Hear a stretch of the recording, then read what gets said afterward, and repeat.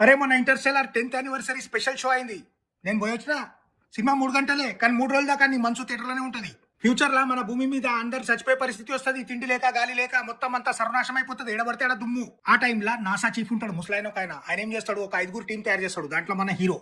మీరందరూ అంతరిక్షంలోకి పోయి మన గ్రహం లెక్క ఇంకేమైనా గ్రహం ఉంటే చూసిరండ్రి, మీరు వచ్చేదాకా నేను డీసీఎంలు మాట్లాడేసి పెడతా, మనం షిఫ్ట్ అయిపోదాం అంటాడు. అరే ఇప్పుడు దిల్సుఖ్నగర్ నుంచి పటాన్చెరు పోవాలంటే ఏం చేస్తావు? బస్ ఎక్కుతావు, కార్ ఎక్కుతావు, ఎట్లా పోతావు, కానీ రోడ్ మీద పోతావు కదా, వేరే దారి లేదు నీకు. కానీ వీళ్ళు ఏం చేస్తారు, వర్మ్ హోల్ లోకి వెళ్ళిపోతారు. వర్మ్ హోల్ అంటే ఏముంటది అనుకుంటున్నావు? చిన్న గేట్ లెక్క అది. ఇక్కడ దిల్సుఖ్నగర్ లో దూరినావు అంటే డైరెక్ట్ పటాన్చెరులో బయట వెళ్తావు. No travelling, no distance, no ticket.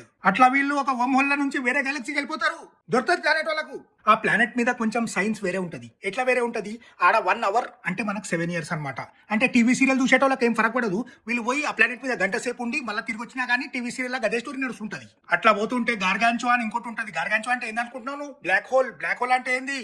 ఏది పడితే అది మింగుతూనే ఉంటది. అది క్రెడిట్ కార్డ్ లెక్క. అది కడతానే ఉంటాం, మింగుతూనే ఉంటది. అట్లా వీళ్ళు వేరే ఒక ప్లానెట్ కి పోతారు. ఆడ వీళ్ళ పాత మంచి ఒక ఆయన కలుస్తాడు, డాక్టర్ మ్యాన్ అని. డబ్బాలో వండుకొని ఉంటాడు ఆయన. ఇక వాళ్ళ మెయిన్ స్పేస్ షిప్ ఉంటది, దాని పేరు ఎండ్యూరెన్స్. ఈ డాక్టర్ మ్యాన్ గాడు అది ఎక్కుతాడు. అది ఎక్కి వద్దురా ఏ బటన్లు అయితే వస్తుంది అంటారు కదా, అవి బటన్లు వస్తాడు వాడు. ట్రాన్స్ఫార్మర్ కలిపోతుంది. ఇక మొత్తం space ship out of control.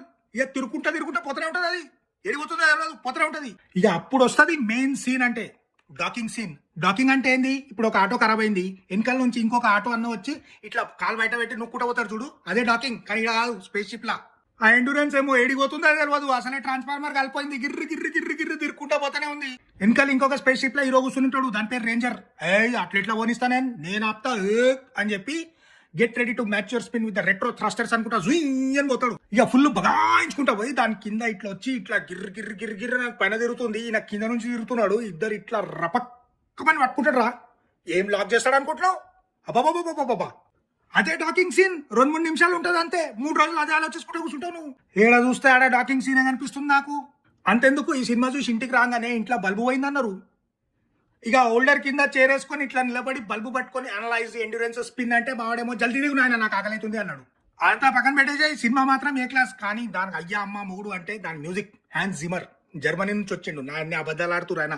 వీళ్ళు ఇన్ని గ్రహాలు తిరిగి వచ్చారు కదా, ఆడ నుంచి ఏడు నుంచో తీసుకొచ్చినట్టున్నారు. ఎందుకంటే ఈ భూమి మీద ఉన్నాడు, అట్లా కొట్టలేడు మ్యూజిక్. ఏ మ్యూజిక్ అనుకుంటున్నాను?